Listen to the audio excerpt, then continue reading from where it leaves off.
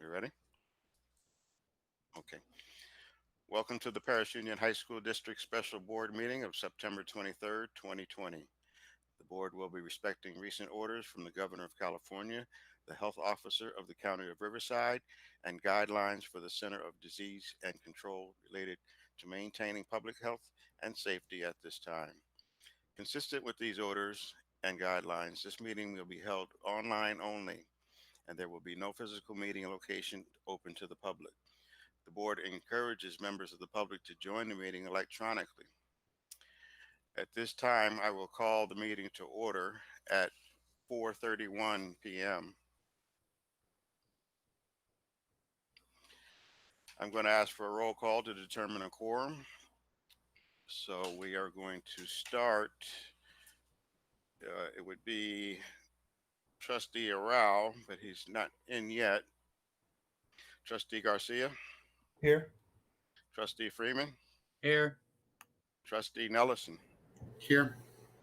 And myself, Trustee Stafford, here. We have established a quorum, and all items requiring a vote will be an oral vote for this meeting, followed with an electronic vote. So if you'd go to the next item is 3.1. Please stand for the Pledge of Allegiance. Okay, ready, begin. I pledge allegiance to the flag of the United States of America and to the republic for which it stands, one nation, under God, indivisible, with liberty and justice for all. Okay.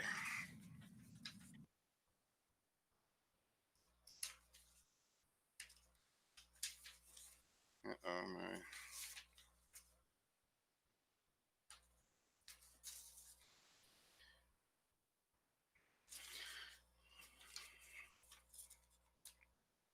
I'm sorry, it feels like 2 pages and okay, let's back together. We're going to go to item 4.1, revision, adoption, ordering of agenda for September 23rd, 2020. Do I have a motion to adopt the agenda? So moved. Second. Trustee Nellison, Trustee Freeman. We'll go for an oral vote. Trustee Arau is absent at this point. Trustee Garcia. Aye. Trustee Freeman. Trustee Freeman, can you hear me? Oh, you're muted. Yeah, I forget that. Okay. Bye. Okay. Trustee Nellison. Aye. And myself, Trustee Stafford. Aye. Upon a roll call vote being taken, you can take the electronic vote.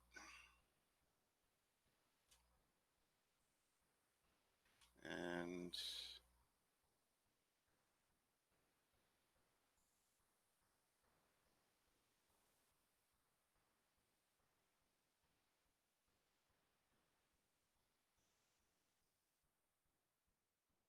.1 passes 4 in favor with 1 absent. Next item is item 5.1, invitation to address the Board of Trustees on non-agendized items. Are there any public comments? We have no public comments on non-agendized items. Okay. Action item 6.1, general functions, plan for the return to athletic conditioning and workouts. Is there a presentation with this grant before we vote on this? Or? There's no presentation. The plan was sent out to everybody last week. Okay. And if there's questions on it, we can. I have Scott Moore here to answer any questions. Well, we have to have a motion first, which I move. Okay, thank you, David. Okay. Second. Trustee Nellison. Trustee Freeman. So Okay. the athletic directors got together and built the plan. They received some from some other districts, so they saw what was happening there and came up with the plan. And look, I've looked it over. It looks like a good route to go as we move forward, bringing back kids to get a little bit of normalcy and conditioning. In the first phase, they won't be able to have any equipment. They have to keep their 6-foot distancing. They have one coach for a maximum of 20 athletes. They can't be inside working out. They can't, and every day when they show up, the kids are supposed to take their temperature at home, but then they're going to take their temperature again when they come to the school before they can start participating. And kids that aren't meeting are coming in with a fever will be sent home, or if they've had fever at home or any symptoms of it, they'd be sent home at that point also. Here's Dr. Rouse. Okay, good.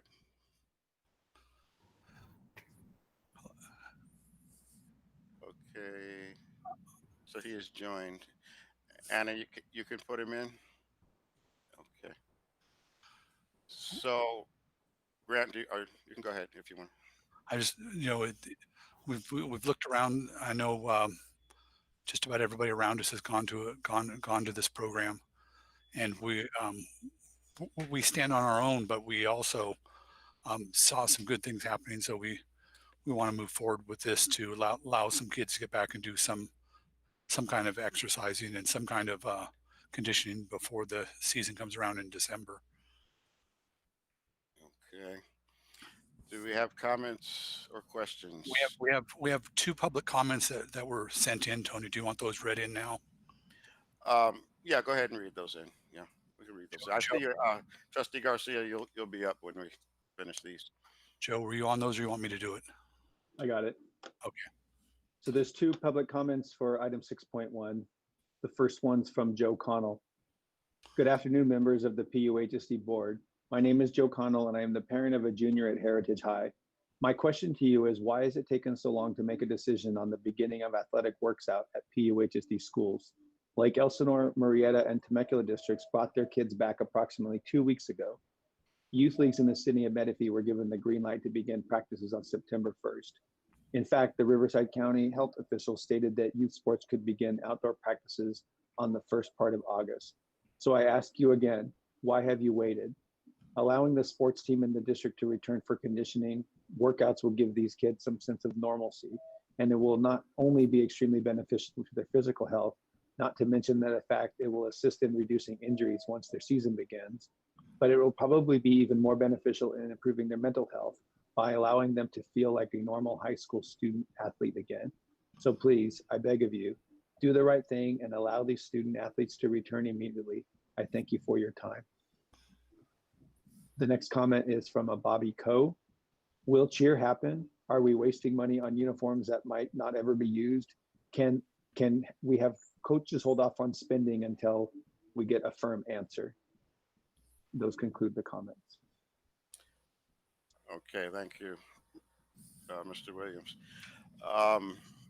Edward Garcia, you got to mute. Thank you, Mr. President.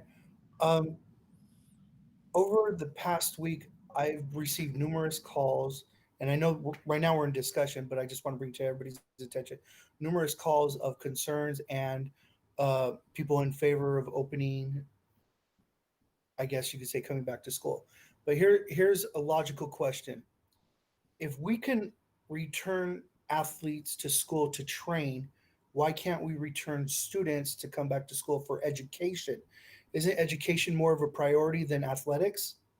And then, and that question's really, I guess, more for the public to take into consideration too, because they're putting pressure on us to make the right decision. And I think if we make a decision, it has to be based on safety and the well-being of the students and staff. So that just opens the door to numerous questions about sanitation.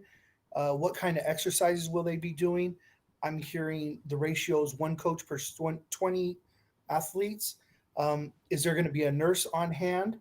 Is there going to be a custodian on hand who's going to be sanitizing whatever workout equipment they use? Are they going to use locker rooms? Are they going to use restrooms?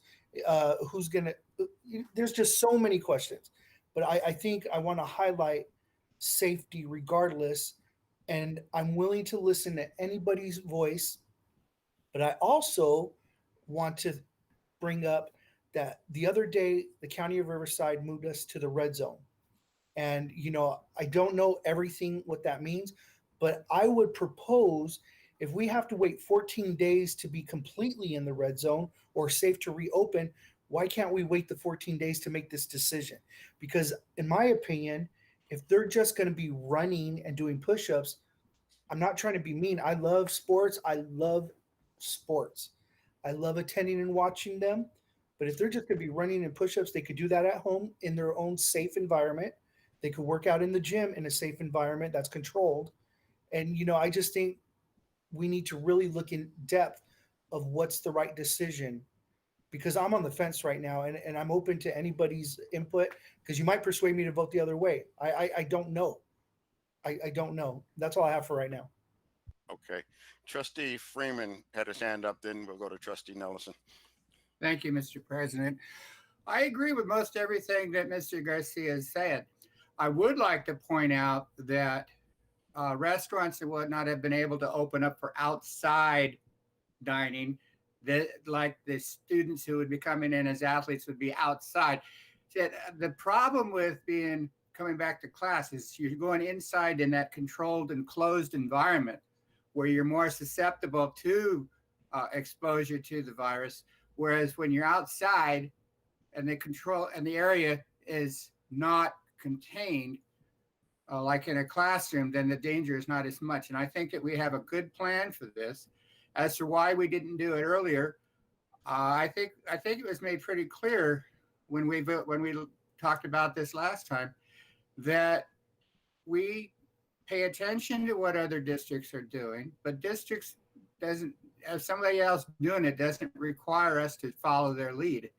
That we have to make our own decision, and it's like any family. Some families make more conservative decisions. I think that that's where we're at and doing, and I'm very appreciative of the fact that we are, as Mr. Garcia says, we are looking at the safety of everybody first and foremost.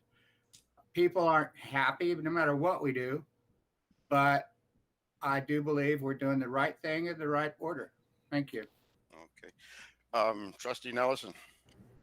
Thank you, Mr. President.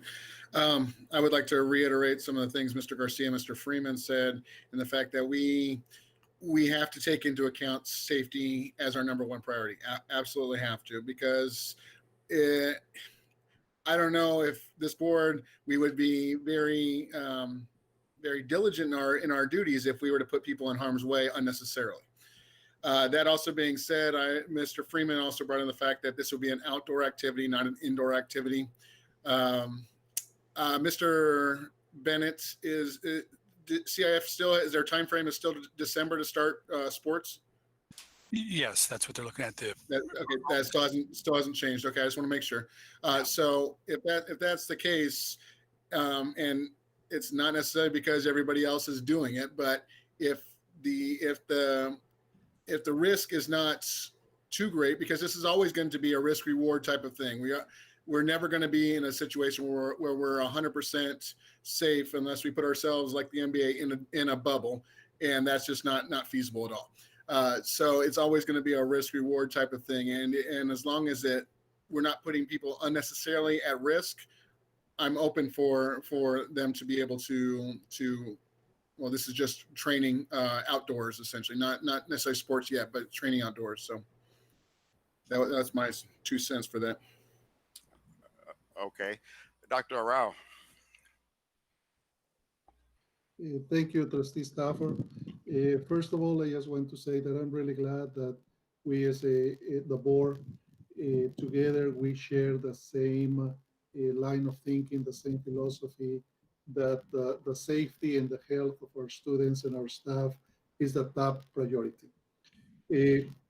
In terms of this action item about the plan to return to athletics conditioning, I agree with the three board members, Mr. Garcia, Dr. Freeman, and Mr. Nellison. We are not necessarily doing things because other districts are doing it. We make the decisions. However, when we started considering reopening sports with a limited perspective was not based on necessarily on what other districts were doing, was based on the state, on the health department since August 3rd, that they said that sports activities could resume, including school sport activities. That being said, and with the other element of putting our students' safety and health as a top priority, I have some questions in terms of the plan. In order for me to vote, right, it's an action item for this plan, I have some questions. We are supposed to have this conditioning. Students are not going to be practicing the activity, the sports. They are going to be doing conditioning activities, right? So no practices. However, on this plan, we are including practices. For example, if you look on page 3rd, it says schedule of facilities and practices. Groups who fail to schedule a practice or follow the schedule that exists will be asked to leave campus, right? Page number 3. So are we doing just conditioning or are we doing practice? Because we are talking verbally, we're talking about conditioning. But on the paper, on the action item that we are going to approve or not approve today, that we are going to vote on, it says practice. We talked also about not doing it outside. However, on page number 5, well, we have on the faces, and we are talking on page number 5, we are mentioning about weight training. And to my knowledge, you have to go to the weight room, right? Unless all the equipment is going to be transferred outside and then it's going to be put inside. So on page number 5, when we are talking about weight training, are we talking about being inside on the weight room? That is a question. Also, on page number 4, probably, we are talking throughout this plan, we are talking about groups of 20 people.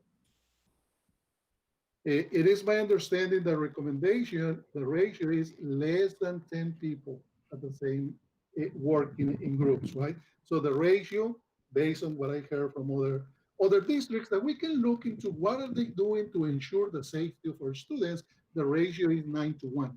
So 9 athletes, 1 coach, 1 adult. If we are having here 20 people paths, that's what I am reading. On page 6, weight equipment should be wiped down thoroughly before and after an individual use of equipment. One of the elements of the guidelines is not to share equipment. And we are saying that here on the action, on this plan, on the athletic conditioning plan to return. This seems to be a contradiction because weight equipment should be wiped down before another individual or after one individual uses it. One of the athletes, that implies to me that somebody else is going to use it, right? So are we sharing equipment? When we are saying previously in one of the other elements that we are not. So that is a concern that I have in that we cannot approve, in my opinion. I would not approve something like this because there are several contradictions in that they have a direct effect on protecting the safety of our athletes. So if there is any questions about that, any answers about those questions that I mentioned, you can look at those pages. And I don't know who is going to, if we can get an answer, Mr. Bennett, for the questions.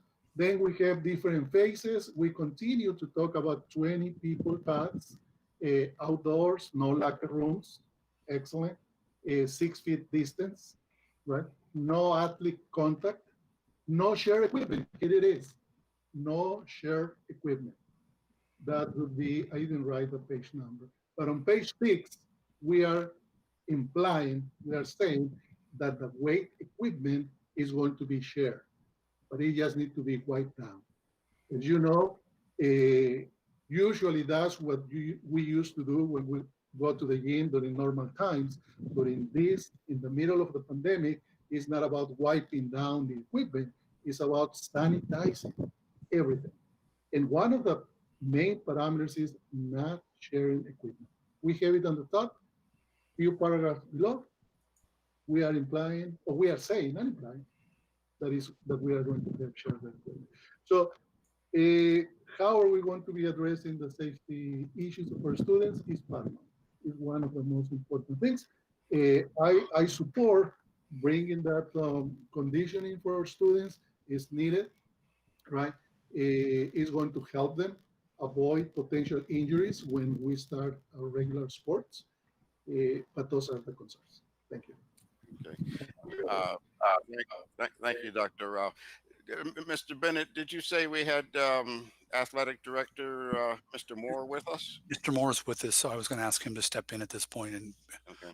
talk about a couple of those issues there. Because he speaks, these questions are kind of redundant, and the other board members have spoken, but I have some views and I have total respect for everyone's opinion.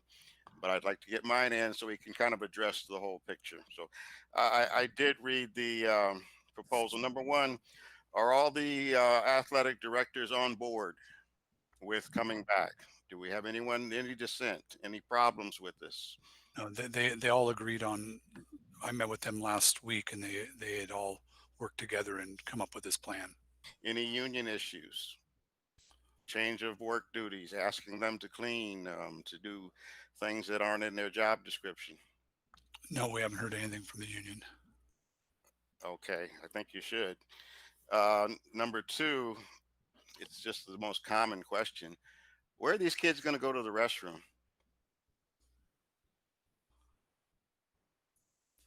It depends where they're out on campus. We would have to open up some restrooms, probably in the football stadium there, in the snack bar rooms, and if they're out at the baseball field area or softball field area, they have restrooms there also. So in effect, we are using the buildings For using the restroom, yes. Well, we talked about the weight room too. Okay. The weight room will not be opened, and once Mr. Moore gets a chance to talk, I was going to make a suggestion on those things. And then understand sanitizing. There's a kill time to these chemicals. They don't just work instantly the minute you wipe them. There is a period of minutes, depending on the chemical, before anything's considered sanitized. You have strip testing. So my questions would be inspections at the facilities before we use them to know what kind of condition they're in. And then afterwards to see where if it builds or what's going on. I know this is occurring and people need to know there is testing being done. So that should be a high priority. The third thing, well, not third, but probably fourth here, is at the end of this this plan, there's a disclaimer that the parents must sign for their kids. It's rather extensive, and I would just have to say everyone would need to read that and understand what is being said there, and is that legally binding? So, you know, we haven't really, in total, those are my issues, and I do support coming back, but doing it right. So if Mr. Moore could address those issues, or yourself, along with the other board members' questions, then we're glad to listen to it. Okay. Scott, are you there? I am here. Oh, sorry. Mr. Garcia. Well, there's a lot of questions there in a lot of different ways. So I'll address page 3, scheduling of facilities and practices. So as we go through the different phases, that would address why it says facilities and practices on there. As we go through the different phases, the different sports and the different risk levels get to do different activities as we go through. So that's why that would say sports and our facilities and practices on there, depending on how we go through the phases. I don't know how the weight room thing got in there. That got by us. So there is no intention to go inside. There is no intention to use any weight rooms. I don't believe there's any intention to use any weight equipment at all or any equipment at all through the first phase of activities. As far as the waiver, that would be a question for risk management. I'm not 100% sure on the binding of the liability waiver. That would be a question for somebody that would deal with that. What are some of the other questions you guys had? There were a lot that I had to. I spoke about restroom use. I mean, you're at Heritage, so what would be your plan for restroom use? Where would you So send? I have what I'm going to have is have the coaches sign up for practice areas so we can kind of control where the students are when they come on campus. So football would probably sign up for the stadium, and then baseball obviously for the baseball field. I have stadium restrooms. I have 4 restrooms in the stadium. I have softball restrooms. I have baseball restrooms. So my plan would be probably for them to use those restrooms. I have talked to the custodial supervisors that have been on campus. I made sure that they understood that this could be a possibility, and I had them talk with the custodial staff at one of their staff meetings to let them know that this might be something that might need attention later on. Okay. I think someone else had a comment. Was that Trustee Garcia? Questions and comments, Mr. President, if that's okay with you. That's fine. One of the first questions I want to ask our athletic directors is what sports are taking place first? What sport is second, third, and so forth? And then I know football is one of the last sports, if I'm correct. And then the other questions I want to know is, are the coaches on board with this plan? Because I have received few calls and the majority of coaches are against this. So I hear the athletic director saying yes, but the coach is saying no. So, and then I'm curious, if we're going to have the custodians do this, doesn't the district have to negotiate this with the unions? So I'm kind of baffled right now. That's why I said, I know there's so much to it, and I'm open to hear input because this is going to persuade my vote. So I need those answers to my questions, please. So to answer your questions of which sports would start first, we don't start on the base of low risk, medium, or high risk sports. It would be at my school, the plan is to start the sports that are starting the soonest, the ones that start in December, to get them started to kind of do a trial run and see how it goes and work the bugs out. And then eventually phase in some of the other ones like soccer and basketball and some of the other ones that are going later in the sports schedule. So that would be to answer that question for you. Mr. Moore? Yeah. Having read this, on page 4, you show the low risk, medium risk, high risk, and your phases. I was assuming that you were going to begin with the low risk. I stand to be corrected, but the way this reads, I just assumed that was the way. So in phase 1, low risk sports can begin modified practice. So that would be like tennis, cheerleading, golf, swimming, diving. Mm-hmm. So those are things where sideline cheer could do a routine out on the basketball blacktop, right? Spaced out 6 inches from each other, and they can use their pom-poms. It would be something like that. Okay. Mr. President? Yes, sir. I heard him say swimming, and that's a red flag to me. How are you going to have kids in water and the virus in the water? Unless we have a health expert who can tell us that the virus doesn't survive in water, because that's kind of contradicting what we're talking about.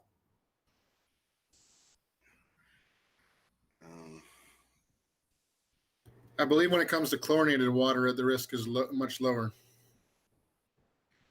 I think. Go ahead. Thank you, Mr. Nelson.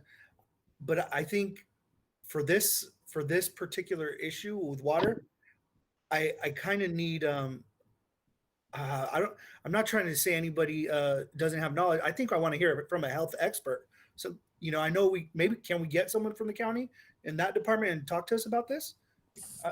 This is just a lot of information. So if the board wasn't comfortable with us being in the pool right away, so we could start the low risk, or we could start the conditioning for our water polo programs where we're not in the water. We can do a lot of dry line training. There's stuff that they can do outside of the water if that's a concern until we get an answer on that. But we will do what we are asked obviously by the cabinet or the school board. Whatever you guys ask of us, we're willing to do, and we're willing to help you in any way, get you answers if we don't have the answers. Okay. So with that response, it sounds like you guys plan on moving forward until we make a decision.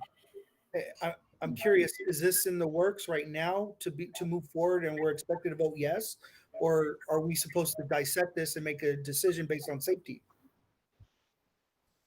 So whatever your decision is, if there's stuff in the document or there's stuff in our plan that doesn't work and you decide not to go with it tonight, we can sit down and revamp it and do whatever we need, or bring in whatever we need, whoever we need to help us get to a plan that you guys would be satisfied with. Yeah, I was going to say, Trustee Garcia, we can also get some information to you about swimming pools. I believe swimming pools have been open for a few months because our local pool here in the community has been open for several months with 6 feet social distancing because of the chlorine and because of the outdoor activity.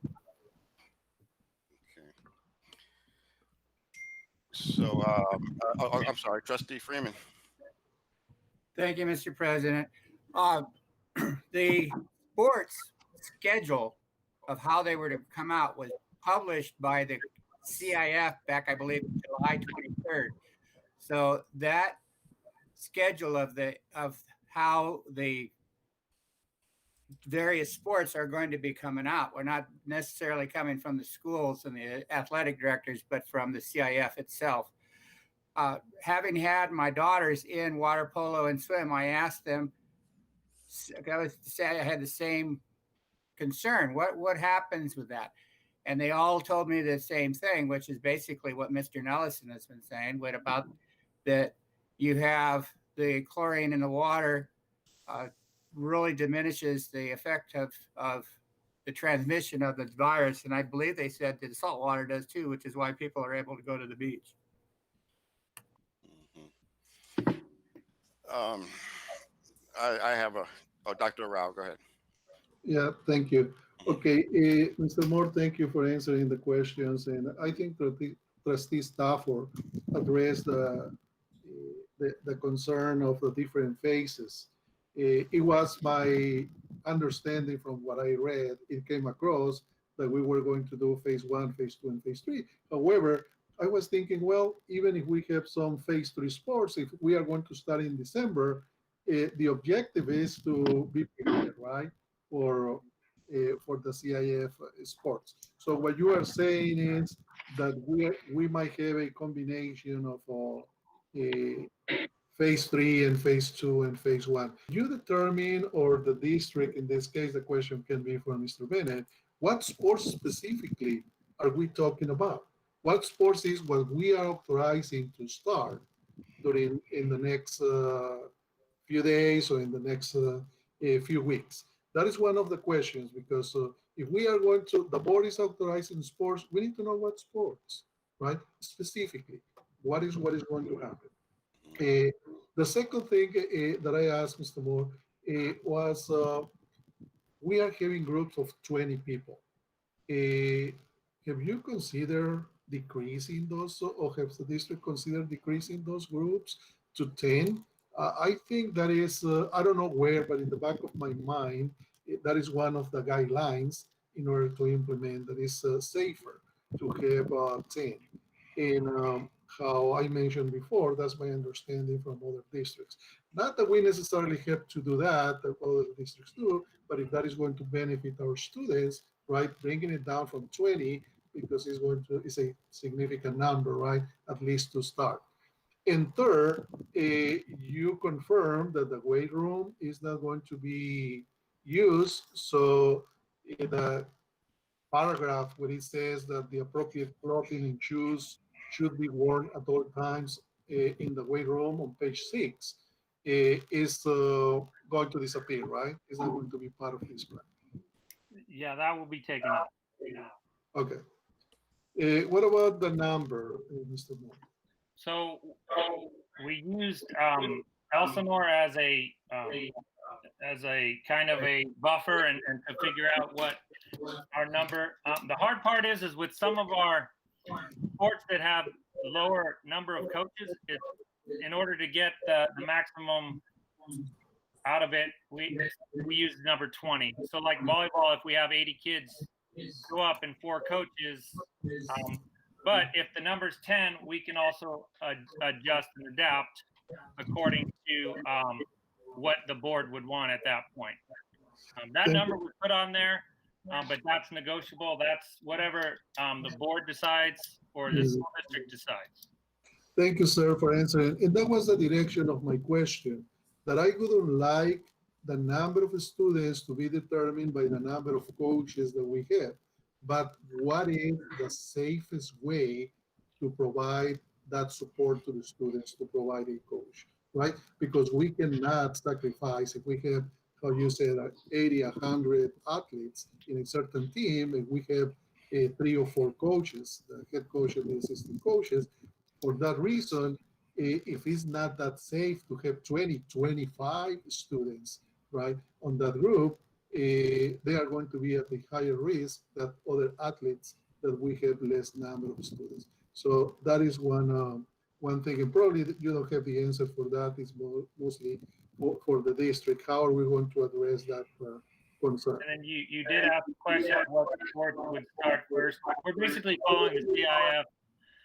For my school, we're going to follow the CIF sports that start first, right? The ones that are listed as winter sports, that's what we're going to go with first to start this, because those are the ones that need to get in shape the soonest in order to, so it would be football, cross country, let's see, water polo, and volleyball. Those are the ones that would start first for us, and then we'd slowly phase in the others.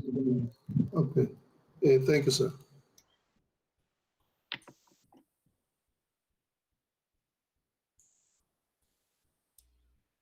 Tony, I think you're muted. I think Randy wanted to talk. Dr. Freeman, go ahead. Thank you. Okay, 2 things coming to mind. One of them is, if anybody has been noticing what's been happening with both Major League Baseball and the National Football League, because of the way that they've had to shorten down the kind of training and conditioning they've been doing, they have been having an amazingly large spike, very big spike in many kinds of serious injuries. So that's something else I think that needs to be considered for the safety. It's not just the coronavirus that we have to worry about, but if we don't give them enough time for some conditioning and what entails in that we could be subjecting them to a possibility of a lot more soft tissue injuries, ACL, UCLs, all those L's, which are serious in amongst themselves. And secondly, I'm surprised that Dr. Ra didn't think of this. I'm going to do it for him. I want to amend the motion that we remove the weight room reference and that we reduce the number from 20 to 10. Okay. Trustee Garcia, you had something. So Tony, you had a motion on the floor, so you need to have a second and then go into more discussion. Okay. Do we have a second on? 1 second, Mr. Dr. Freeman's motion. Okay. So the question now is, What Freeman said. The plan would eliminate the weight room and would reduce the number from 20 to 10. okay. So when we get to the point of voting, we first vote on the amendment. That's correct. Yes. And then we would vote on the plan. Clear on that. Well, Mr. Bennett, the time frame on getting this started was what? I don't remember the date that we're looking at. What's our target? Well, there's no date on this plan. We were hoping that would be able to start October 1st with them be able to start doing some conditioning. You were choppy. You say what date? On the plan, there was no specific date, but we were looking at possible, hopefully October 1st to be able to start. Oh, okay. Trustee Garcia has a comment. So Mr. Freeman made a great point about the injuries. But, I think Kobe Bryant said it best. Any great athlete who wants to be best at whatever sport they're performing would be practicing anyway. And I'm really concerned why we're trying so hard to push for them to condition on our property. And they could be doing those simple, basic exercises at home if they're running, or even in their community. I'm just trying to understand everything that's being said. Right now it sounds like there's flaws in this plan. And then my question still has not been answered. I've heard the majority of the coaches of these sports are against it because they don't want to do paperwork, because they claim they're not secretaries and don't have the skills in processing all that paperwork. Then they have to turn the paperwork into the nurse or administrator or something like that. I don't even know the entire plan of that, but they're concerned about temperature checking. And that's what I want to know. I want to know these questions. Are all these things going to be done? Who's going to keep record? Are there going to be nurses out there or technicians or whatever, to make sure there's no injuries? I know we have like sports trainers and things like that, but I just want to make sure that the district is covered in every area, as well as the students, that we're providing the best environment for them to be successful. Like I said, I love sports. I want this to happen, but if we don't have a solid plan, how do we support it? And I still need my questions answered. Okay. Let me, Oh, I'm sorry. I'm sorry. scrolling through the document a little bit to see. Go ahead, Dr. Rao. Yeah, to answer Mr. Garcia some of his questions. It is considered on the plan that the coaches and the assistant coaches, they are going to be doing with the touchless thermometer, taking the temperature. There is a form in the appendix of the plan where they are going to be recording the name of the student, the time, the date, the temperature. They are going to be asking some questions related to some potential symptoms of coronavirus. And I'm glad that you asked that question, because this lead us to reemphasize the fact that we are considering that motion, right? Reducing that to the number of 10 per assistant coach, because they need to be doing that with every athlete. So if we reduce it from 10, is even one more reason, right, that is going to support this process to ensure the safety of our students. So the plan contemplates and considers that process of doing, and technically it's not a lot of paperwork.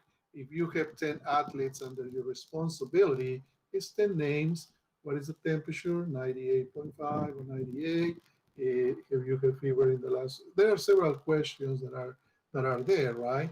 And the only thing is the assistant coach, they can have a file there on campus, and they can put there the reports, or maybe take a picture, scan it on the cell phone, and send it to the administrator of what the district has determined. So I think it's important, that number. I think that provides support to the fact that the proposal from Dr. Freeman to reduce the number to 10. I would just I know there are other questions for Mr. Garcia that I cannot answer, so probably Mr. one thing I wanted to add is it's not mandatory for a coach to be out there having the conditioning going on. It's still up to their prerogative if they want to come out and work with the kids doing the conditioning and things like that. So if a coach doesn't feel comfortable, they're not mandated to do it. come around when we come up to December, when they start having real practice for, hopefully everything moves smoothly and getting ready for games, then it will become mandatory and be part of their coaching contract. So it's a voluntary time before that. Okay. Grant, is there a form that employees are currently need to fill out when they step onto a campus? Yes, we have the each employee fills out the attestation form when Okay. they come to work every day. Okay. Trustee Garcia, go ahead. Thank you, Mr. President. Based on what Mr. Bennett just said, that just kind of reiterates what I said in my opening statement. Because we're in the red and we have to be clear for 14 days, now you're saying it's not mandatory. I have a couple of questions. Why are we voting on it now if it's not mandatory? They could be doing this at home safely, not mandatory. But if we wait the 14 days and we're good to go, then we could have, I know I'd feel more comfortable making a decision saying, yeah, let's let them in. The county says we're safe because it's the health department. We can't make a decision then. And on top of that, then we could be having more conversation about letting the general students come in to get education. That's just my opinion. You know, it's kind of like we're going in circles and we're just making excuses. So if it's not mandatory for the coaches to be there, why are we allowing the kids on campus? That's kind of going against what we're saying about the whole virus. Okay. Well, there are a lot of kids that are athletes that are struggling with, being stuck at home, and they may not want to do the conditioning at home because they don't have the other people there pushing them to work harder. And it's looking at what's best for the kids, both educationally and emotionally and things. We have to consider that also as we move forward. Okay. There's a couple of sports. There's some sports on the list that I would have no problem with, like cross country and different ones. I think you need to go back and answer these questions we've asked and rework this document so we can get started with all those considerations. Because we don't have an answer from the union. You haven't talked to them about it, is what you're saying. The restroom use, being a custodial supervisor myself, I don't know about that. Or is anybody being tested, really tested for COVID before we start this to get into the program, or was just open the doors, and if you start sweating, have a temperature, then we're throwing you out, you got a problem. So there's too many questions not answered. And I'm not saying we couldn't start certain sports, but some, the way Scott lined it out is the ones that are coming up first, and that's, man, it's football and things like that. Why not throw the football players into some cross country, let them do some running for a while, and then get those answers Trustee Garcia's asking for, and I would want answers too. So I don't know that if we're clear on what sports we could start with absolutely really hardly any risk, and doing it by whose season's coming up first, that's a little difficult to go that route. Could I jump in for a minute, Mr. Stafford? Sure. The phasing in of this at the beginning, there is no equipment out there. So even if they're football players, are going to look like they're out there in shorts and t-shirts running and doing whatever calisthenics the coach is going to want them to do. There will be no ball out there at that time. There will be no blocking bags. There will be none of that kind of equipment out there. It's just the athlete and their coach basically, and doing conditioning workouts to build their strength and their flexibility so they don't get injured as they move forward as the season gets closer. Okay. One of them was real important, that disclaimer. I read through it. Do you feel people are going to sign that? Is it legal?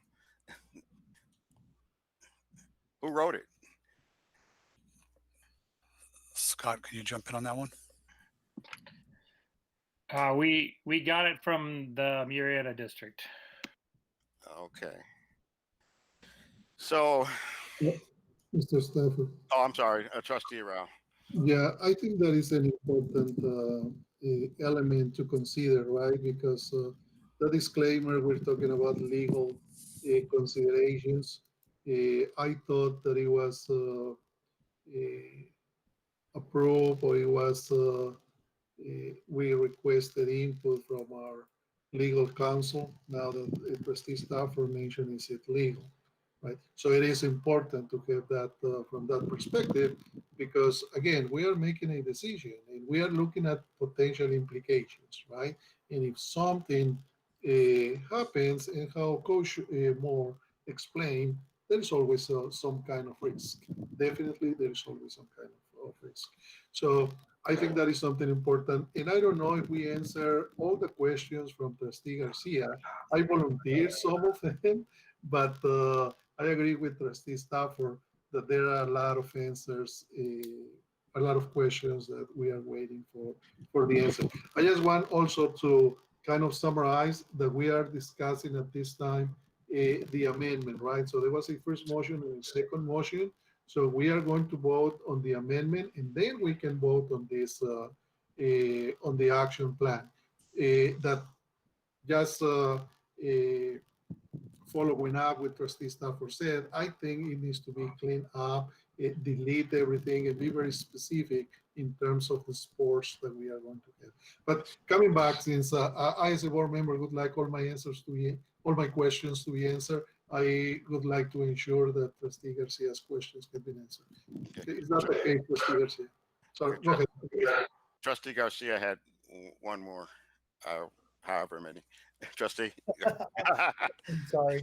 But Doesn't yes, matter. thank you, Dr. Rouse. I do want my question answered about the coaches, and no one's asked, and I believe I brought it up two, maybe even three times, but I do want to go back because I wanted to ask, can we call for the vote on Mr. Freeman's amendment? Because I like it, and at the same time, to save everybody and everything so we can all move forward, because it seems like we want to open up for the conditioning. Can we have it brought back to us but cleaned up, or do we still have to vote on it right now? Trustee Freeman has a quick comment. Thank you. Now, Mr. Bennett, straighten me out if I'm wrong here, but having submitted the amendment, we've changed the question. If we deny the amendment, then we go back to dealing with the original question. If we pass the amendment, then that was a whole new question, and there's no vote on the original motion because it was replaced with the new question. And now I'm getting a headache. Okay, Mr. Bennett. Well, if you vote on the amendment, that would pull out those two things, the weight room and then change the number from 20 to 10. And then that becomes the information on the initial motion. I'm sorry. Mhm.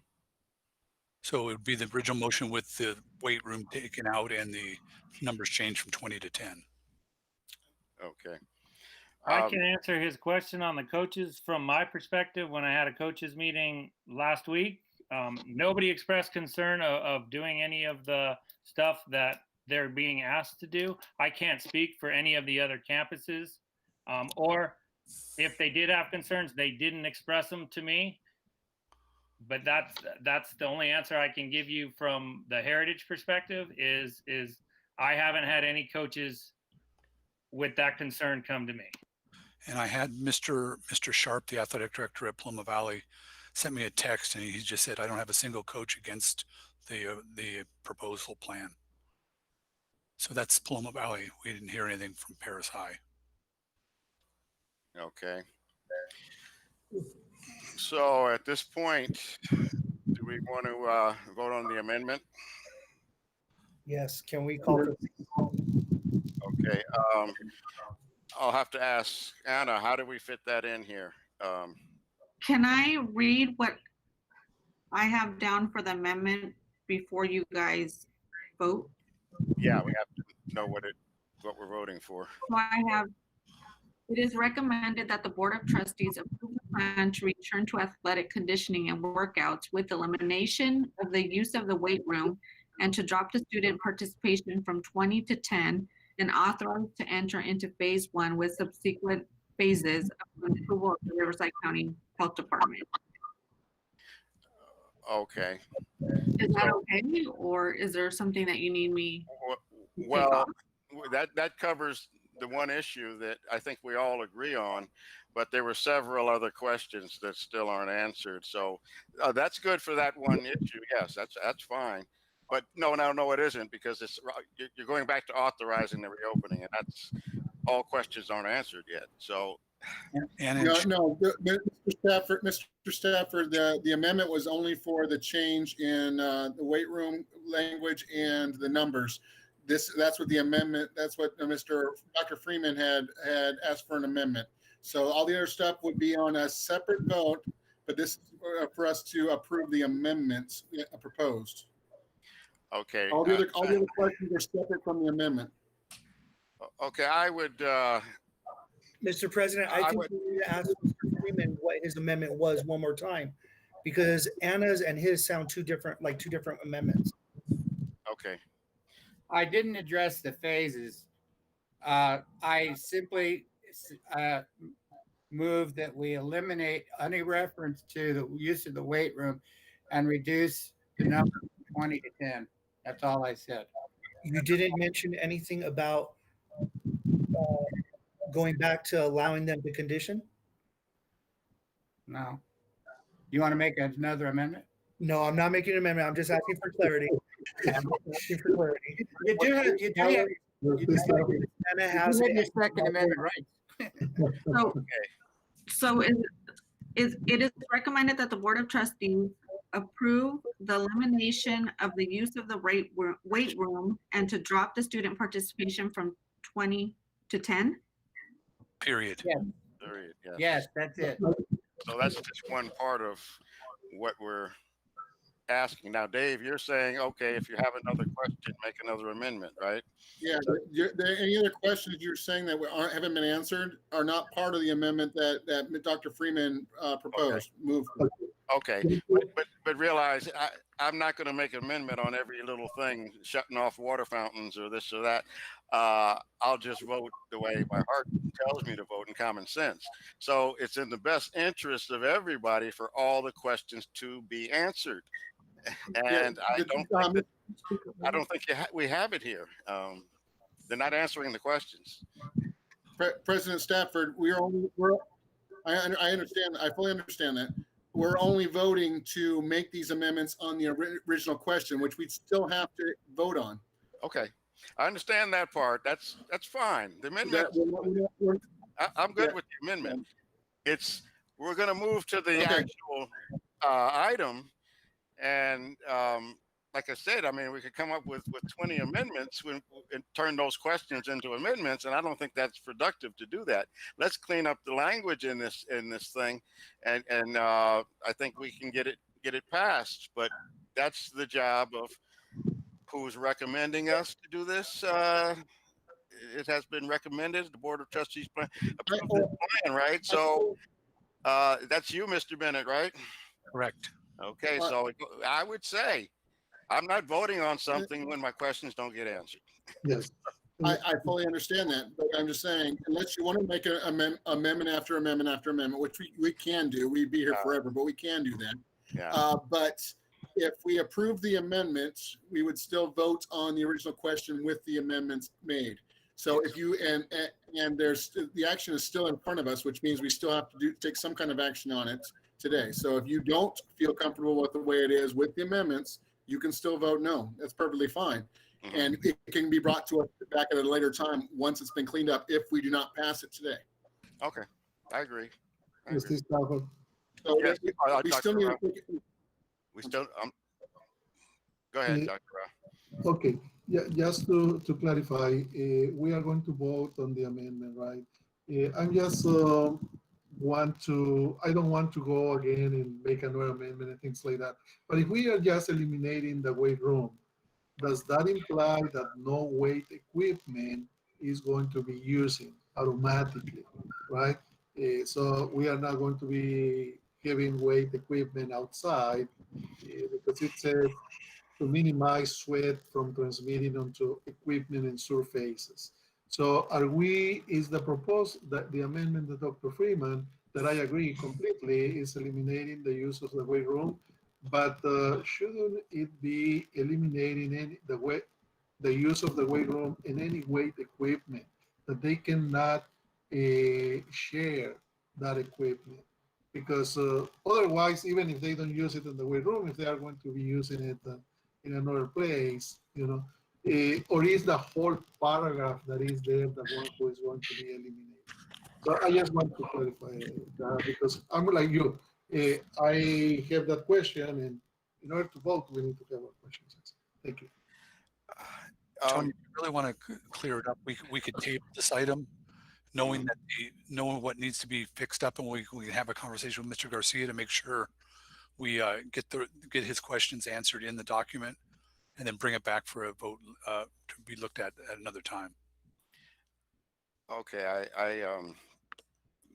I agree with that because there are a lot of questions, and that would just. But what I want to ask is, with the county, if the county in 14 days says we can open, is all this a moot point? And bring out the basketballs, bring out the everything, and just go ahead and get started? Is there some kind of threshold we have to meet that we could? Are we close or? Well, it's really not us. It's we have to wait 14 days now for the county to see if we stay in red, because if some things happen, we move back to purple, then you start all over again.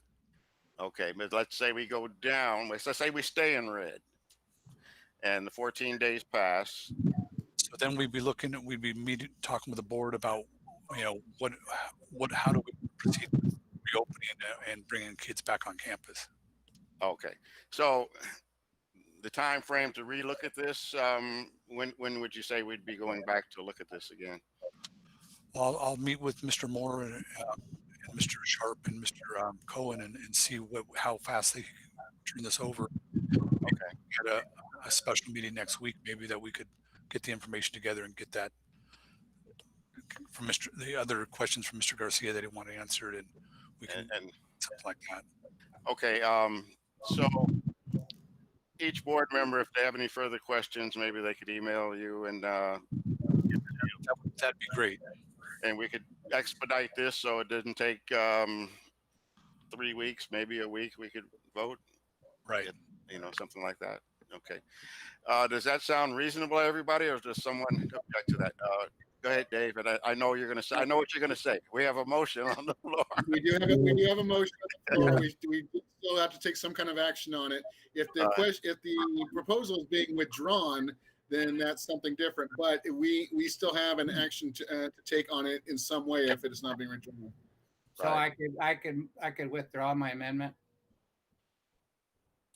We haven't voted on it yet. We haven't voted on it, but Mr. Freeman, yes, we like your terms and we want you to keep that because that's what we're asking them to draft. But what can happen is we can all agree to table this so we could get it rewritten and brought back to us so we could vote on it, so we could support it. Okay. That's So do you want to amend your motion to table this? Do I want to what? He doesn't need to do anything. We just have to agree to table it. Okay, so just to know where we're headed, we have to get any questions we have to Mr. Bennett pretty much right away. And then he can get back to us with the answers. They can reformulate the document or answer the question so we understand it correctly and go from there. I'm for that. So who made the original motion? We had Trustee Nellison. So Trustee Nellison. Okay, so I would like to move to table this discussion for another date so that a different draft can be brought in front of us that has made changes to this. Okay. Second. Okay, so that's trustee Nelson and trustee Freeman. That's the motion on tabling. Well, let's have a, Now I really have a headache. Tony, now we have to have a Tony, vote, right? or Mr. Stafford, Mhm. didn't need a motion. To We table. all just have to agree to table it. Just Because table it. you have a motion and then you have an amendment, and we're all on the same page. We want more information and it rewritten. So all we have to do is agree to have it tabled, so it comes back to us and we vote on it.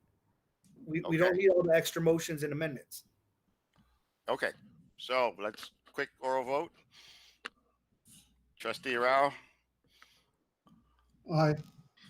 trustee Garcia, Aye. trustee Freeman, I still have a headache. Aye.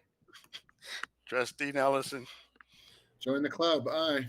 okay, and trustee Stafford, aye. So we got to get questions to Mr. Bennett on the double, Thank you. and we can get back to it as soon as we're conclude. It's ready.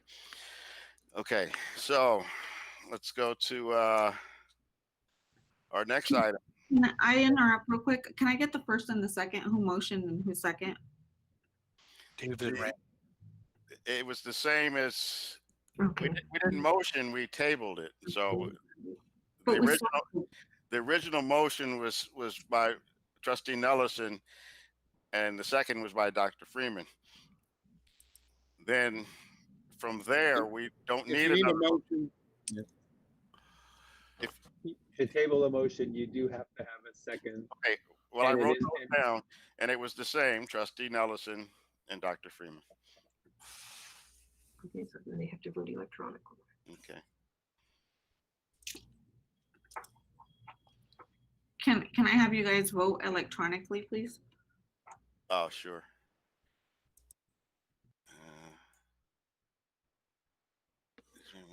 Trustee approved plan. So what amended? We're voting on the amended motion below in yellow. we're only voting to table it, To yes. table the item, yes. So to do that is a yes vote, right? Yes. There it is. Okay. Just want to be sure. Okay. So item 6.1 is tabled until the next possible, until it's ready. Mr. Bennett can let us know and we'll set something up. Okay. We'll move to 6.2 curriculum. Perris Union High School District Learning Community Attendance Plan for the 2020-21 school year. Do I have a motion to approve the Perris Union High School District Learning Community Continuity and Attendance Plan for the 2020-21 school year? So moved. Trustee Freeman? Any second? This is the attendance plan. Second, Okay. Trustee I'll Nelson, second it. you got it. Okay, I got you down. Okay, let me get back to the board.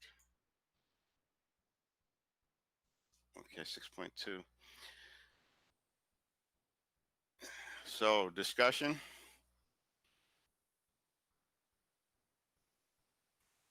Did I Call drop my? call for the question. Well, we just have a motion to approve the Perris Union High School District's list learning continuity and attendance plan for the 2020. We have the plan here, was sent out, and I believe there may be some questions on this plan. So, well, if not, then Yes, I got some questions, Trustee Stafford. you do. Okay. Let's go with Dr. Rao. Okay. I read the plan. Thank you for presenting it to us. On page 19 of the plan, Mr. Bennett, and I don't know who developed, if it was you or Dr. Newman, Page 19, it says teachers will adhere to California Education Code 43504 requirements for taking and reporting student attendance. I researched this section 43504. Is it correct, based on the results of my research, that this section was approved as part of the 2021 budget? So it's not part of the regular ed code, correct? So education code, I'm going to rephrase the question. Education code section 43504 was enacted as part of the 2021 budget.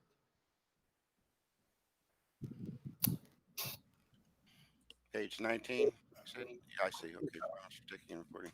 Education code 43504. Is it true that it's correct that it was enacted as part of the 2021 budget? The direction of my question is, what it says in terms of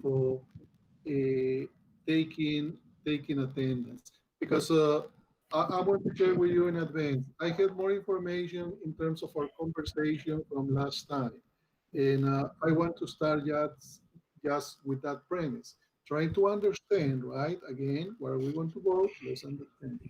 So teachers, they need to follow this section of ed code that it was enacted as part of the 2021 budget. Correct. Okay, what is the difference to what ed code said before? That is just for the 2021 budget. Teachers need to take attendance. Teachers don't need to take attendance. Teachers, what is that? Yeah. Charles, can I just maybe ask or just reply to that? We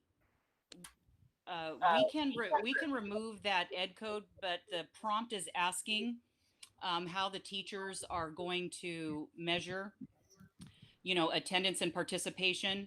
So that may have been either copied wrong or referenced wrong. But we could remove that language just where it says to adhere, to adhere to the California Ed Code 43504, but the rest of the statement would remain as part of addressing the prompt for pupil participation and progress.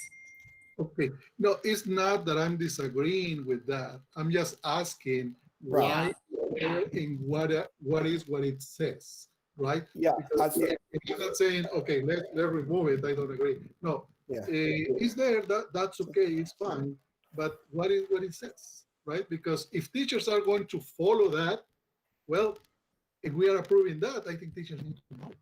Right. So Dr. Rao, there's a few changes to how attendance is being taken 2021 school year because of the simple fact that we're in distance learning right now. Whereas last year we were initially face-to-face and we were taking roll. Kids were with us. So they've allowed for us multiple ways for us to take attendance. Part of that is weekly check-ins between teachers and students, completing assignments. So there's a list within there that shows you the different ways that you're allowed to take attendance. So, but there's a few additional components that were built in as well. I think there's a daily, and I know Candace can help them with there's a daily participation. There's daily participation, there's weekly engagement, and the state came out with a very complicated chart that we just got the approval from our auditors that they basically said they approved of the process that we developed to kind of audit specifically what we're doing. So we worked with the auditors and came up with a process to kind of make sure that we're aligning up with specifically what this is asking for us. Okay. Yeah, and I can tell you about those. I can expand a little bit on that, right? But I didn't know that it was as a result of the Ed Code 43504. I thought it was a result of the SB 98. But nonetheless, yeah, teachers are going to be taking attendance. He says a teacher takes attendance. And also, they are going to be identifying synchronous or asynchronous. They are going to be identifying the percent of the time that they are there based on the weight that they assign to to the assignments and the engagement, if the student was engaged or not.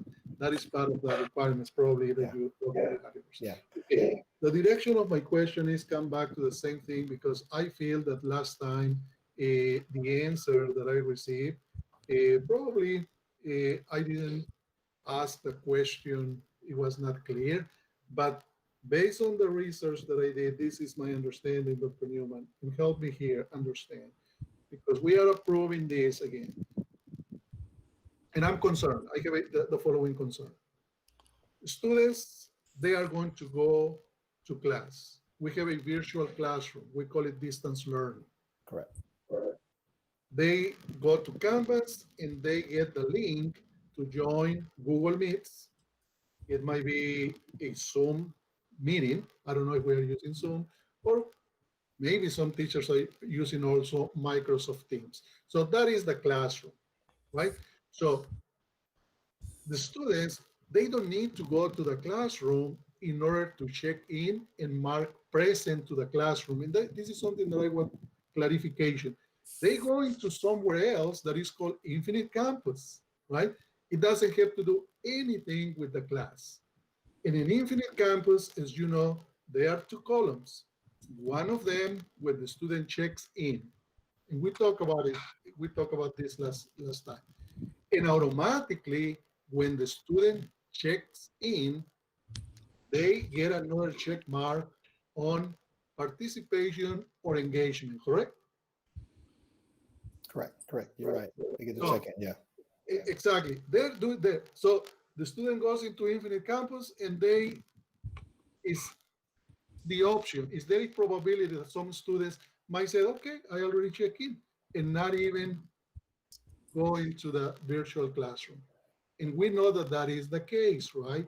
Because some teachers, you mentioned, they have the opportunity to go and review, oh, here in my Zoom or in my Google class, let's say Charles Newman shows that he was checking and he was engaged. Right. He didn't even come to my classroom. Yeah, Arauz didn't come to my classroom and he checked in another place, right? That is called Infinite Campus. I'm going to put that he was not engaged, but the check-in is already there. Yeah. You know, so yeah. That was is that the real process that we did?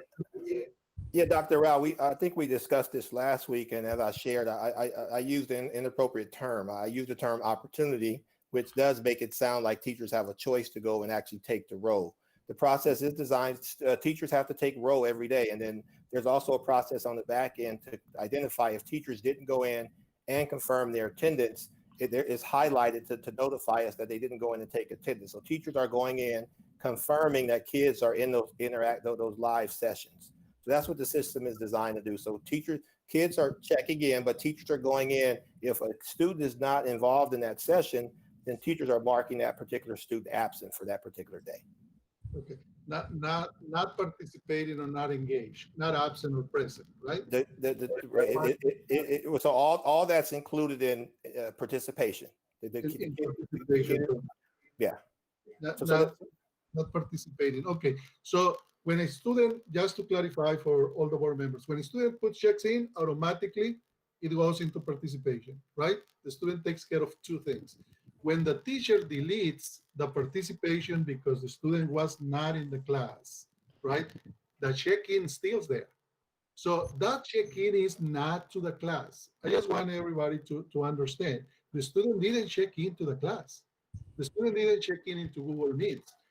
And the reason that I'm saying so Dr. Rouse, I think we're kind of crossing over into different territories. So the role, the actual attendance is taken in IC for the teacher and for the student.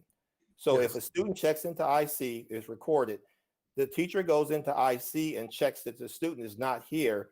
It marks that kid is not participating that day. And although Carrie's on the line with us, and because of that, that student gets a phone call home notifying the parent that student did not participate in their live session that day.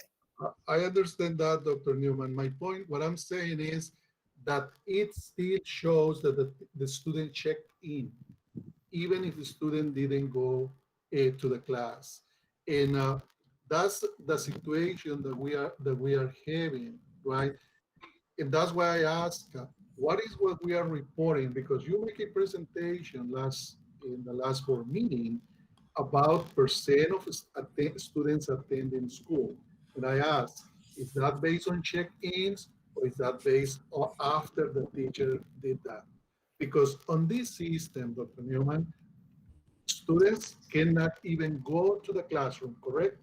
Let's make the analogy. A student checks in at the gate of the school and the class is in room 1004. The student checks in at the gate, check in, and they are marked participating in room 1004, even if they just turn around and they leave. The implications of this is the student being engaged? I understand the teacher is going to check that, but the check-in is still there. So that is and that creates situations, right? Potentially, I don't know how administrators are dealing with this of parents. We have received some emails. They are confusing. And my student was there, he checked in.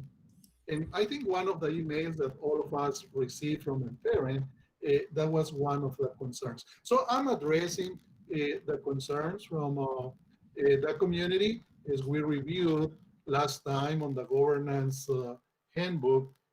We are representatives. That is one of the first things. We need to represent those concerns.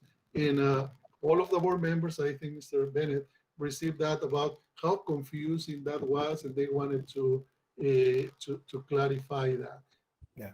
So Dr. Rao, you might want to have Carrie clarify. I believe that if the teacher checks the kid not here, it overrides that attendance. What it's recording is that that kid is not absent. That's what it's recording. Carrie, you want to speak a little bit to that?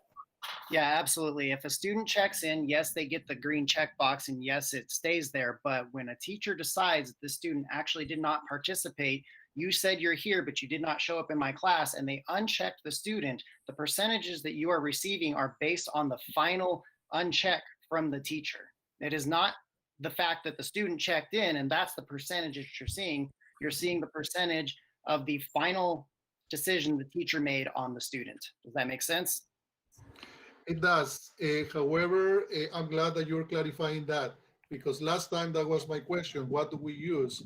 And if we go and see the recordings, I believe the first answer was both yes and no. It was not clear. So now you are telling us in the second column that when the student check-ins, it also gets marked by himself, right? And the teacher decides that. Okay, so we go with the participation. And that is something that is allowed by this section 43-504 enacted as a result of the budget 2021, that the students can do that. They can technically do their attendance and the teacher is going to confirm whether or not they were there. Okay. The other question, Dr. Newman, because this brings to my mind our conversation that you mentioned, well, we did this, it's not in the MOU, this process. And you said a group of teachers asked me to do it. How many teachers and what was the level of influence there to change even in Infinite Campus? That's one question. The second question is, did the district technicians change Infinite Campus, or it was the software, the people who developed the software? Did we have to pay for that just to make this change? Yeah, so we worked on that with PSEA, with the executive board from PSEA worked with us, and they basically requested that we allow the student check in. And then in terms of the technical questions, I'll let Carrie answer the technical questions. The technical question is, Infinite Campus developed this for the specific use of COVID and distance learning free of charge to us. We did not pay anything for it. Okay, we requested Infinite Campus to make that change just for Perris Union. No, they gave us the option, and based on feedback from our teachers union, we enabled the option for students to check in. So it was a request from a few teachers on the association, was not part of the MOU, and we made the change. Okay, I just wanted to understand what the process was, since we are approving the attendance plan, and we're talking about attendance. Thank you. Any other questions from board members? I have one question, but I'll wait till last. I don't see any hands on this. Okay, on page 24 and the top of 25, the section is actions related to the distance learning program. There's a spreadsheet here. It says total funds and contributing. I'm going to make sure I understand this right. The total funds is what we have spent so far in these areas, or we got money from the government? And why is the hazardous pay for classified working to maintain clean and sanitized facilities showing 196,000? Well, 196, is that a dot or is that a 196,000, Mr. Stafford. 96,000 a no? Can you just explain that? I don't know what that means. So on that particular form, Mr. Stafford, is that last column contributing. Part of what we have to do at the very end of the plan is to determine if those particular actions and services were directly supporting our subgroups, like our ELs, our low income, and our foster youth. So the reason that it's checked no is because it's servicing all students. The reason that the ones above it are principally directed towards our subgroups. So, and those funds represent monies coming from different pots of money, I think, as we explained last week. So they could be from the COVID money, as well as supplemental concentration and categoricals. So the contributing column really addresses the actions at the very end of the section of the document that are directly contributing to our focus subgroups. Okay. So, okay. I think you answered my question. It's coming from different areas. That funding is chopped up from different sources. Yes, yeah. They this particular document, unlike the local control accountability plan, they did not ask us to specify what resource that these funds came from. They just wanted to know what funds were being used to support these actions. Okay. Dr. Rao, you had a... Yes, thank you, Diane, for explaining that. And I remember that you explained that last meeting, so you are expanding today. So excellent. I have a question on page number 34, if you have the plan in front of you. It says a description of how services for foster youth, English learner, and low-income students are being increased or improved by the percentage required. I didn't know that we had a required percentage to improve those services. Where did we get that? Who is requiring, or what law is that? SB 98 or what it is? And below that, it says that 23.2% to increase or improve services is reflected in the actions outlined in this plan. And I understand the actions. One of them was reducing the class size for English learners. But who requires that? And what is that 23%? I'm just curious to understand, what is the 40%? What is 100%? What is the of that 23.2%? So I know probably Candace can answer this too, but the 23.12% comes from I think it's called the MPP, Candace, from the county office. So this is based on our supplemental concentration funds, our LCFF funds. So this number comes from the Riverside County Office of Ed. So from our entitlement for LCFF, 23.12% should be used to help support, improve, and increase services for the English learners, low income, and foster youth. So that number is generated from the county. So that's a requirement for us to add this in the plan. If you go further up, it's on page, I think it's on the top of page 32 in the section called Increased and Improved Services. So these numbers are directly pulled from the county information that's given to our district. Yes. Oh, okay. So summarizing, are you saying that the 23.12% of the supplemental is only going to be used for the groups that they are supplementing? So the 20, the 23.12% is, and I just want to mention that this plan does not capture all of those funds. That was not a requirement in completing the local continuity plan. So 23, if we were doing our LCAP, Dr. Rao, we would have to account for 23.12% of that 19 million in our LCAP. So because this plan is abridged and it's just a one-year plan until we start our 3-year cycle, they wanted us to identify major actions and services that will support our English learner, foster youth, and low income. So it doesn't represent all. That 23.12% of the 19 million doesn't represent all in this plan, but it addresses major actions and services as we are in this COVID-19 situation. Okay. And it might be more than that percent, right? Overall, because yes. The percent is correct from the county, Dr. Rao. So that is accurate. And so if we were in an LCAP year, we would literally, you would have to see, and it would be outlined in an LCAP, 23.12% of that 19 million would be identified in an LCAP. But under this plan, we are not required to show all of those funds in this plan, because I don't know if you remember, and I know you working at the school site, this plan was given to us, probably about 2 months ago for districts to complete. And so the state was trying to put together a plan to capture how we were going to support students under COVID-19. So this plan reflects the services and supports under COVID-19 under distance learning. It doesn't reflect all of the services as we would identify in an LCAP. Thank you, Diane. I think that's really important, and thank you for explaining that. I don't remember hearing that 23.12. Now I understand it. Yeah, thank you.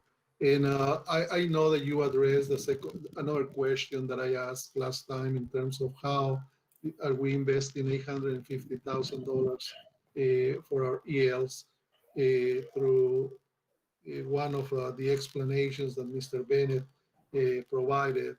You said, Mr. Bennett, if we get period 1 at 24, that equals 12 empty seats. Do you know what I'm talking about? The class size reduction, Mr. Bennett? Yeah, okay. Period 2 at 24, 12 empty seats. Why? Because we were supposed to have 36, right? So we are removing 12 students from period 1, 12 from period 2, and you mentioned period 3 also another 12. But if we remove another 12 from period 3 to have that 3-to-1 ratio, now we have another section that we are paying with this funding, but with 36. So we need to reduce that one too.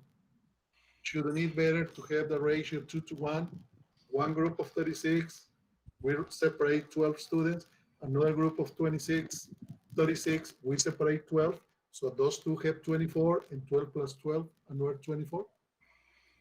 And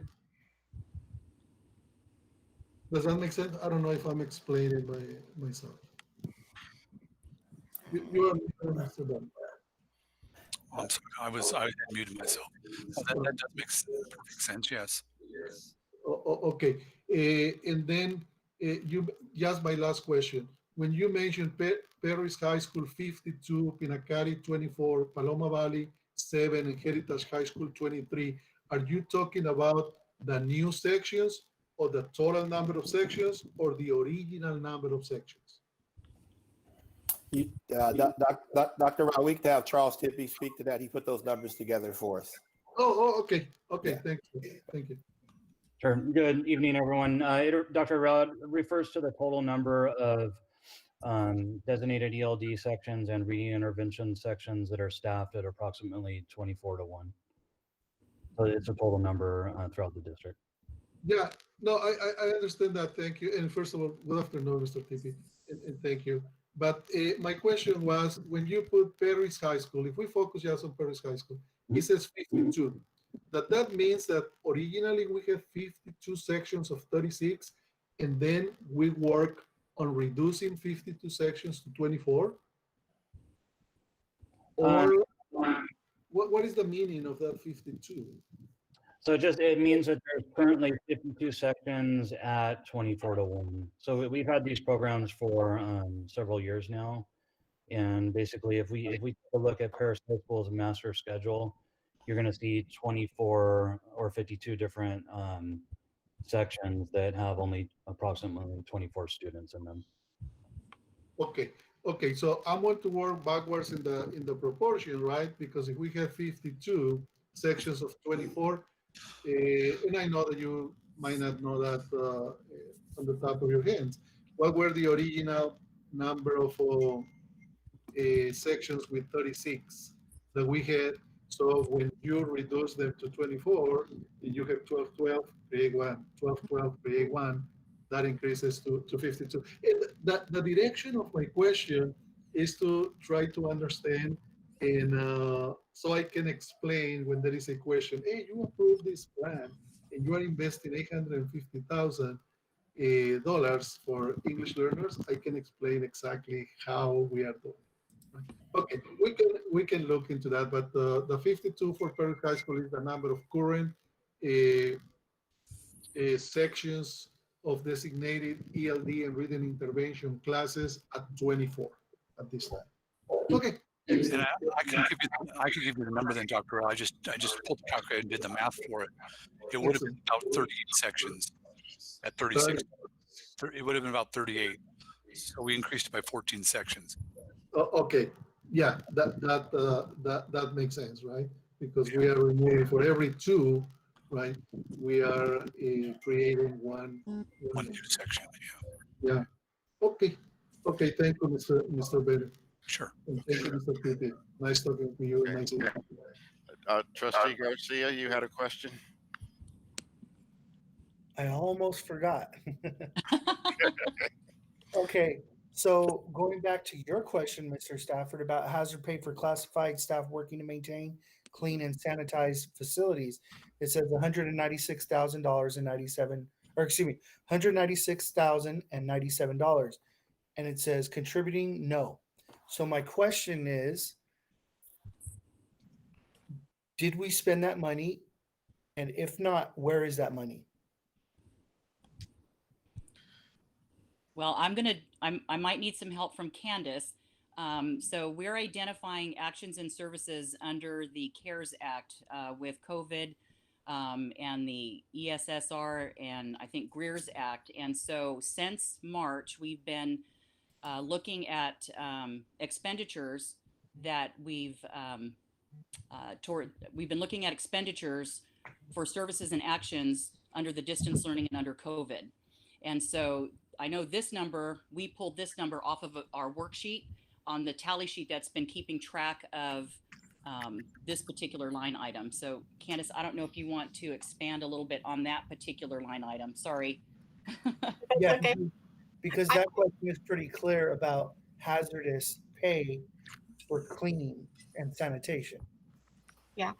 Unfortunately, Diane, can you just summarize the question for me real quick? I don't know if you noticed in my background, I had an unwanted visitor outside my window yelling and screaming. So Kirk was hoping you read him. So I heard 196,000 and Candace can help, but I don't know what I'm helping with yet. So Candace, there is a line item in one of the actions, and it was also on the spreadsheet that, our departments are working on to identify the COVID dollars. Right. And part of that is a line item that was on the business side of the spreadsheet was for, and let me just read it. So let me just get up to it so I can read it fully. It is, sorry, my computer's running a little slow. So I'm scrolling back up. It is hazard pay for classified staff working to maintain clean and sanitized facilities at $196,000. Okay. So I know that this was monies that were pulled from March up to current information that we're able to identify towards the COVID dollars. Okay, and I apologize, Mr. Garcia, was the question just to have a summary of what those dollars were or the funding source? It was more, I want to say towards the funding, but since you opened it up, my questions were, did we spend that money on hazardous pay for sanitation? If we did, okay, that answers my question. But if we didn't, where are those funds now? Okay, so we received a number of dollars in response to the pandemic. We received SB 117 dollars from the state, and this is where I came in. I heard Diane explaining some of the end of this. We received CARES dollars, which actually has 3 different funding sources, both coronavirus relief, gear, I think I heard you say, Diane, and then some from the state general fund. In addition to that, we received ESSER dollars. So kind of one of the rules of thumbs when you have various different pots of money is you always want to use your most restricted dollars first. Sometimes those restricted dollars, sometimes some of those restrictions will have to do with what you can use the funds on, and sometimes it has to do with the expenditure deadline. And so we apply that to all of our purchases that are COVID related. And so with I believe it was an MOU, I might be using the wrong terminology, but with the agreement that the district had with CSEA for essential workers, hazard pay is probably the wrong term, where they got a stipend for that 2-month period. I think we're speaking the same language now based on your body language, Mr. Garcia. So we charge that to the SB 117 dollars because again, we want to use the most restricted dollar. Okay, we're good. You answered it. Okay, perfect. I'm so sorry that I stepped off to take care of my little visitor. So you have to repeat yourself. That's okay. Thank you, Candace. Okay. Where are we? 6.2. If there are no further questions or statements by anyone,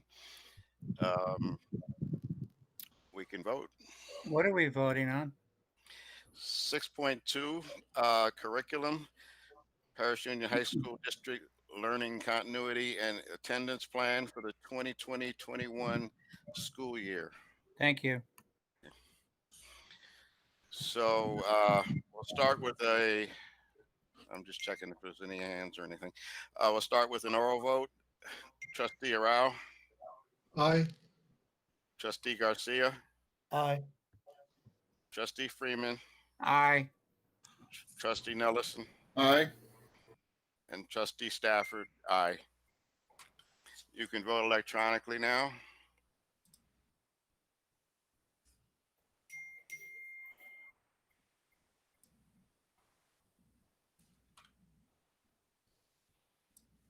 Item 6.1, no, we're at 6.2, passes 5-0.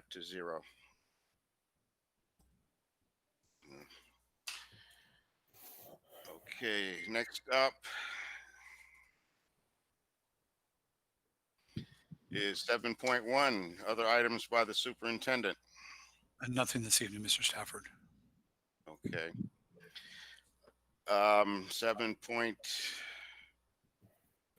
8.1, other items by the Board of Trustees. Any item? Dr. Rao? Thank you, Trustee Stafford. First of all, I just want to say thank you to Mr. Bennett and cabinet members, specifically Dr. Newman and Director Diane, for answering our questions and looking into that, right? We really appreciate the effort that you are putting in order to answer the questions so we can make educated decisions, right? And support the efforts that the district, that together we are doing in order to support our students during the distance learning model. I also want to share a concern that I have regarding something that we approved part of the budget in previous meetings. That is our students who are taking AP classes. We decided that they have to pay the cost of the AP tests. For your knowledge, the AP test, I believe it increased the amount. Now is more than $90 per test. And even the students who qualify for free and reduced lunch, low socioeconomic students, they have to pay more than $50 per test. I'm concerned about this because we are facing a, besides of the unprecedented situation from the health perspective, we know that a lot of our members of our community, they are facing financial challenges, right? And based on that, I would like to ask for the next, I know that we cannot do it right now because it's not an action item and it's not included on the agenda, to include that item, to look into how can we support the most vulnerable members of our community are from this perspective, they are excellent students taking 1, 2, or 3 AP classes. Imagine paying close to $300 if they take 3 AP classes just to take the test, right? We are, and we said that our commitment is to support our students so they can go to college, they can go to university, and they are not going to have this opportunity. So I'm really concerned about that. And I'm asking in advance to include this element, not necessarily next month, right? In the next, as soon as we are, because we are going to reconsider the sports plan, included during that meeting. In talking about the sports plan, I would like also to make a request, and again, it's not the board who is requesting that, right? To consider Mr. President Stafford and Mr. Bennett to schedule that meeting as soon as possible because we have students already waiting, right, to do that. We are addressing the safety perspective when they play sport, and also I'm sure that that is going to help from the social emotional element when we bring at least conditioning before we have the sports. So the two things: schedule the meeting as soon as possible when all the board members can do it, and include a discussion in consideration about the AP test. If we can have the information, how many students are taking the AP test, how many classes, and then we can find out, right, multiply that by either 96 if they, or 90 something dollars if they don't qualify for free and reduced lunch, or 53, because they are our best students. Actually, we are here to serve all of our students, at-risk students, and we have invested thousands, millions of dollars. Just with ELs, we have 850,000, close to 1 million, right? I didn't add what was in the plan, but I can say it was millions of dollars.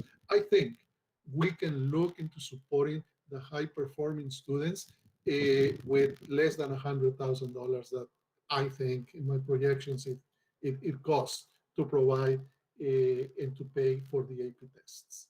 Thank you. Thank you, Dr. Rao. Well, we'll go down the line here. Just check off it. Trustee Garcia, any comments? None at this time. Thank you, Mr. President. Trustee Freeman? Just to tell everybody that my daughter is getting married Saturday. Okay. Congratulations. Trustee Nellison? Congratulations to Dr. Freeman for his daughter's marriage, but no other comments. Thank you. Okay. And myself, just to comment, thank you for being patient with us with our questions. We definitely want to get back to you very quickly so you can have a decision on your sports, and also on the AP testing, if we can include that. It's very productive for us to feel confident in our decisions and knowing we're serving the public and not just taking it lightly. So we hear every comment, and we want to make sure all the questions are answered. So let's everyone remember to get those concerns to Mr. Bennett. Just a quick email, informal, and we can go from there. Okay, so with that, we're going to go to item 9.1. Now, this is not permission to leave, okay? Because we got another meeting from this. We're going to CMI. But this is item 9.1, adjournment, special meeting of the Board of Trustees for September 23rd, 2020. Do I have a motion? So second. Okay, so we had Trustee Garcia and Trustee Rao. Okay, we'll take a oral vote. Trustee Arau, Aye. Trustee Garcia, Aye. Trustee Freeman, Aye. Trustee Nelson, Aye. myself, Trustee Stafford, aye. You can vote electronically.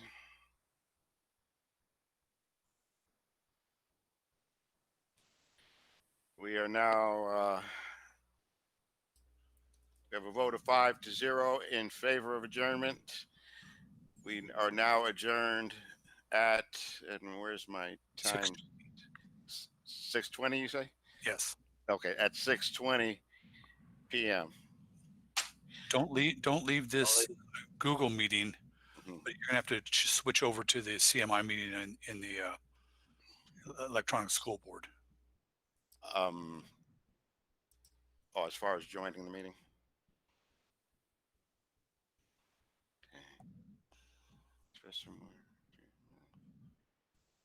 There you go, Tony. You got it. Okay. Now,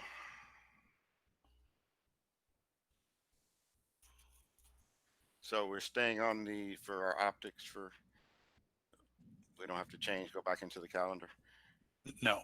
Oh, okay. Okay, let's get started. I'd like to call to order item 2.1, call to order. At this time, I'm going to call the California Military Institute Special Board meeting to order at, where is my? 6:21. Okay, at 6:21 p.m. I'm going to ask for a roll call to determine a quorum. Trustee Arau, Aye. Trustee Garcia, Here.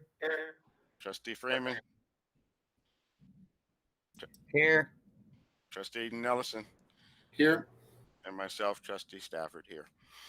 We have established a quorum, and we're going to follow with an electronic vote. No vote is needed.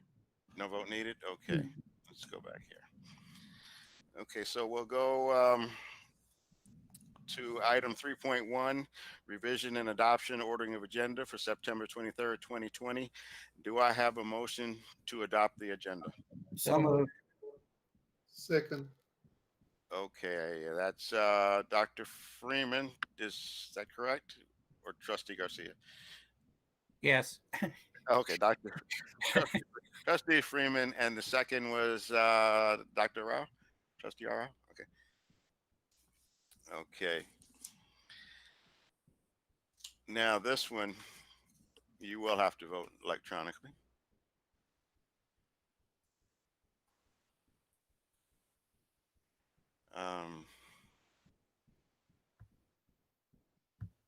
Can you ask for the oral vote as well, please? We just did that. We're looking for the electronic vote. So 3.1. You did the motion in a second, but we need to do the oral vote. Oh, I thought I did the oral vote. Okay. So let's do the oral vote. Trustee Arau, Aye. Trustee Garcia, Aye. Trustee Freeman, Aye. Trustee Nelson, Aye. Trustee Stafford, aye. Now we can vote well, we have voted. We passed 3.1 5-0. Okay. Invitation. Item 4. Go ahead, Mr. Bennett. No comments this evening from the public. Okay. You know, Grant, I don't have your comment section here. Oh, I'm thinking you were comments from the superintendent.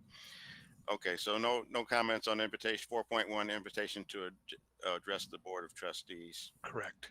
Okay, so we'll go straight to action items. Item 5.1, curriculum, California Military Institute Learning Continuity and Attendance Plan for the 2020-21 school year. Do I have a motion? So moved. Second. That was Trustee Arau and Trustee Freeman. Freeman. Okay. So we'll do a oral vote. Trustee Rao. Oh, any comments? Or well, no comments. Okay. Trustee Rao.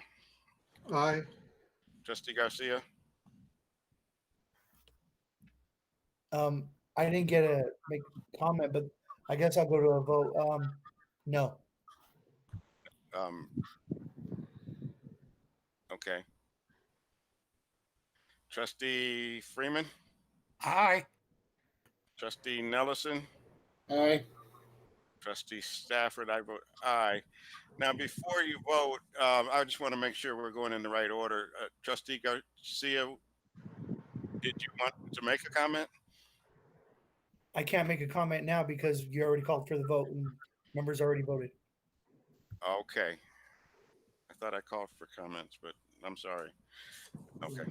No, that was that wasn't quick enough. That's all right. Okay. We'll keep going then. So we have the oral. You can vote electronically.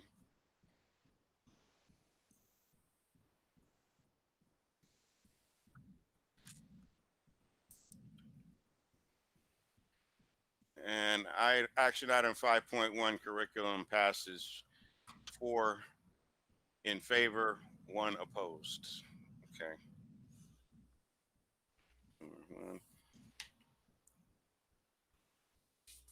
Get back to the screen here.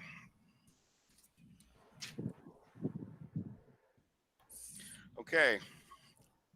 We're moving to that last item. 6.1 is adjournment. Special board meeting of the California Military Institute for September 23rd, 2020. Do I have a motion? So moved.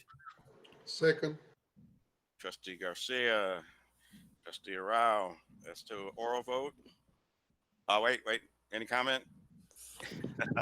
Okay. I'm sorry. I couldn't resist. So, Trustee Rao. Aye. Trustee Garcia. Aye. Okay. Trustee Freeman. Aye. Trustee Nelson. Aye. And myself, Trustee Stafford. Aye. You can now vote electronically.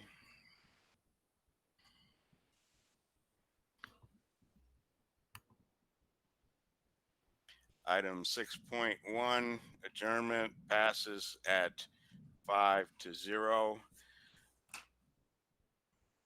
6:27 p.m. Oh, you beat me to it, Grant. Okay, we are now adjourned at, you said 6:21? 27. 6:27 p.m.